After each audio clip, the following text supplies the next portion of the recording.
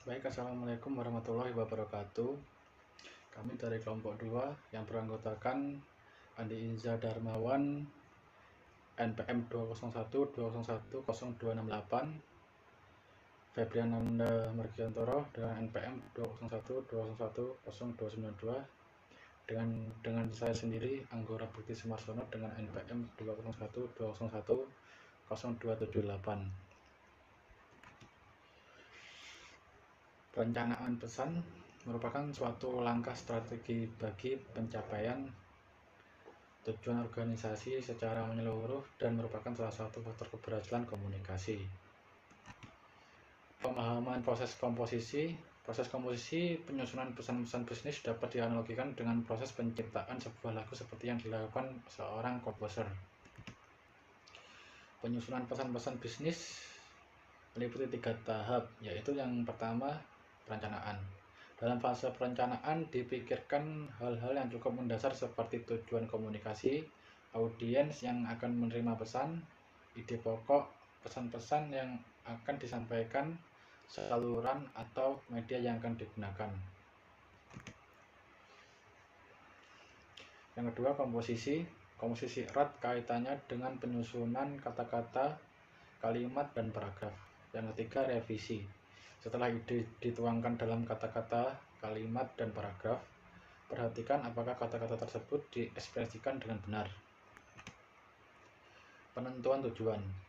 Tahap pertama dalam merencanakan suatu pesan-pesan bisnis adalah memikirkan maksud atau tujuan komunikasi. Penentuan tujuan merupakan langkah awal perencanaan komposisi. Mengapa tujuan harus jelas? Tujuan yang jelas akan membantu pengambilan beberapa keputusan sebagai berikut. Yang pertama, keputusan untuk meneruskan pesan. Yang kedua, keputusan untuk menanggapi audiens. Yang ketiga, keputusan untuk memusatkan isi. Yang keempat, keputusan untuk menetapkan saluran dan media. Tujuan komunikasi bisnis. Secara umum ada 3 tujuan komunikasi bisnis, yaitu yang pertama memberi informasi, yang kedua memberi persuasi, yang ketiga melakukan kolaborasi. Cara menguji tujuan. Tujuan yang telah ditentukan perlu diuji dengan 4 pertanyaan berikut ini. 1. Apakah tujuan tersebut realistik? 2. Apakah waktunya tepat? 3. Apakah orang yang mengirimkan pesan sudah tepat? 4. Apakah tujuannya dapat diterima oleh perusahaan atau organisasi? Analisis audiens. 1. Cara mengembangkan profil audiens, yaitu ukuran dan komposisi. Terus siapa audiens, reaksi audiens, pemahaman audiens, dan hubungan audiens. Cara memuaskan kebutuhan akan informasi audiens. Cara apa yang diinginkan, antisipasi hal yang tak terduga, berinformasi lengkap, informasi akurat, tekanan ide yang menarik. 3. Cara memuaskan kebutuhan motivasional audiens, yaitu yang pertama adalah ada kecenderungan dari audiens untuk tidak mau mengubah sesuatu yang ada dengan hal yang lebih baru. Bagaimana mengatasi hal tersebut?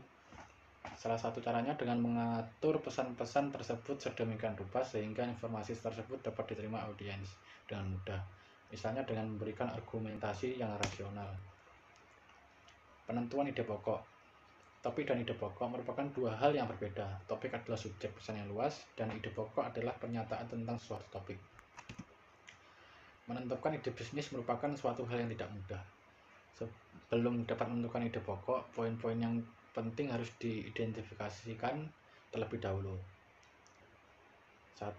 Teknik brainstorming. Untuk dapat mengidentifikasikan ide pokok, diperlukan kreativitas dan pengalaman. Pendekatan yang paling baik adalah brainstorming.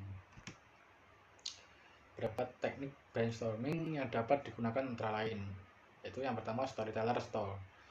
Hidupkan tape recorder dan telaah pesan-pesan yang disampaikan, fokuskan pada alasan berkomunikasi, poin utama nada, rasionalitas, dan implikasi bagi si penerima. Dengarkan dengan teliti dan berlatihlah sehingga ide pokok dari pesan dapat ditemukan dengan mudah. 2.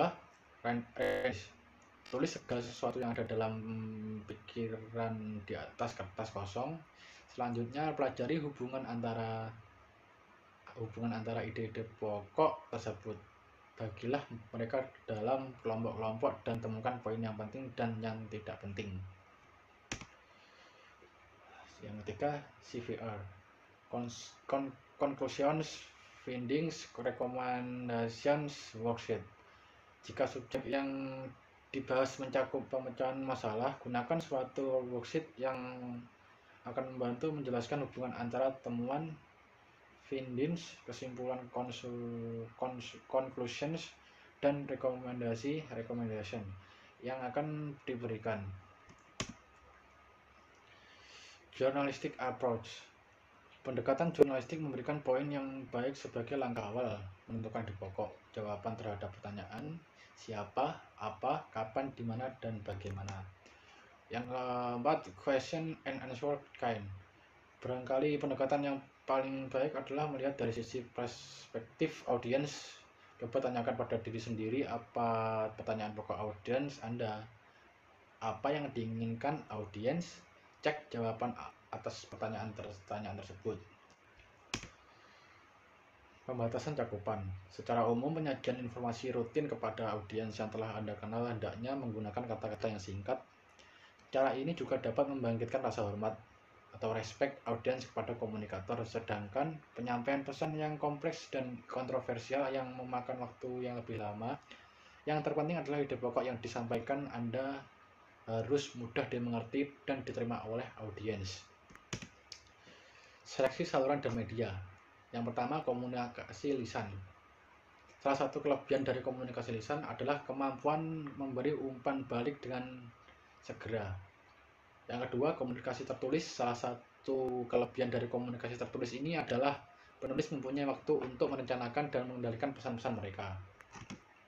Kesimpulannya, perencanaan bisnis merupakan satu langkah strategis bagi pencapaian tujuan sesuatu organisasi secara menyeluruh. Pesan-pesan bisnis yang terencana dengan baik mempermudah pencapaian. Di sini saya akan melanjutkan presentasi dari teman saya. Saya akan mempresentasikan tentang pengorganisasian pesan-pesan bisnis. Setelah merencanakan pesan, langkah selanjutnya menuangkan pesan tersebut, khususnya dalam bentuk tulisan. Dapat pula diterapkan untuk komunikasi lisan. Dimulai dengan menyusun kata-kata, kalimat, paragraf, serta menentukan ilustrasi dan keterangan yang dapat membantu mengekspresikan ide pokok. Hal-hal yang menyebabkan pesan-pesan tidak organisir dengan baik. Bertele-tele. 1. 2. Memasukkan bahan-bahan yang tidak relevan. 3. Menyajikan ide-ide secara tidak logis. 4. Informasi penting kadang-kala tidak tercakup di dalam pembahasan. Surat di bawah ini ditulis oleh Jill Saunders dari perusahaan Boswell & Son, bermaksud untuk mengembalikan drive CD-ROM yang telah diberikan dari toko komputer. Bapak Boswell, Presiden Direktur, kami mengalami kecelakaan tahun lalu dan kejadian tersebut sangat mempengaruhi bisnis kami sehingga anggaran kami tidak sebesar biasanya. Namun, kedua anak Pak Boswell bekerja keras dan tidak lama lagi Pak Boswell akan kembali bekerja. Boswell & Sons melakukan bisnis dengan komputer time sejak saya masuk 6 tahun yang lalu. Pada waktu itu, gedung Anda lebih kecil dan terletak di sudut Federal Avenue. Pak Boswell membeli printer laser pertama kami di sana. Saya masih ingat pada hari itu, saya menulis cek dengan jumlah yang sangat besar. Tentu saja setelah beberapa tahun, saya menjadi terbiasa membeli barang yang lebih mahal. Kami mempunyai 7 orang karyawan. Walaupun semua tidak terlibat langsung dalam menghasilkan peta yang kami jual, mereka harus menghidupkan komputer sehingga dapat menyelesaikan tugasnya. Drive CD-ROM yang kami beli untuk asisten saya, Susan, bermasalah. Kami telah membawanya untuk diperbaiki 3 kali dalam 3 bulan ke pusat perbaikan, dan Susan amat berhati-hati menggunakan mesinnya dan tidak pernah menyalahgunakannya. Dia suka games petualang interaktif saat istirahat makan siang. Drive CD-ROM itu masih tidak bekerja dengan benar, dan dia sudah lelah berjuang kali membongkar pasang. Kami semua bekerja lebih lama untuk mengejar ketertinggalan selama Pak Boswell tidak di sini, dan tidak seorang pun di antara kami yang mempunyai banyak waktu luang. B. Pentingnya pengorganisasian pesan yang baik. 1. Pengorganisasian yang baik membantu memahami pesan Anda. Berikut ini surat yang meminta informasi terinci mengenai sebuah hotel untuk mematangkan penyelenggaraan sebuah seminar. Lihat pada halaman 83 buku Komunikasi Bisnis Joko Purwanto. C. Pengorganisasian pesan melalui outline. Mendefinisikan dan mengelompokkan ide-ide. A. Mulailah dengan ide pokok. B. Nyatakan poin-poin pendukung yang penting. C. Ilustrasi dengan bukti-bukti. Ide pokok, poin pendukung. Bukti A. C. Pengorganisasian pesan melalui outline. 2. Menentukan urutan dengan rencana organisasional. Pendekatan langsung disebut juga pendekatan deduktif, yaitu ide pokok muncul paling awal, diikuti bukti pendukungnya. Pendekatan tidak langsung disebut juga pendekatan induktif, yaitu bukti-bukti muncul lebih dulu, kemudian baru ide pokoknya. C. Pengorganisasian pesan melalui online. Memilih rencana organisasional yang paling tepat. A. Direct request, menyampaikan secara langsung, misalnya memo surat. B. Pesan-pesan rutin, good news, goodwill. C. Pesan-pesan bad news. D. Pesan-pesan persuasif, bila audiens sangat tidak tertarik pada pesan-pesan yang Anda sampaikan. Revisi pesan. Revisi sangat diperlukan agar pesan-pesan bisnis yang telah direncanakan dan dibuat dapat ditinjau ulang atau disempurnakan untuk menghindari kemungkinan terjadinya kesalahan, ketik, atau kekurangan lainnya, sehingga sesuai dengan maksud dan tujuan yang dikehendaki.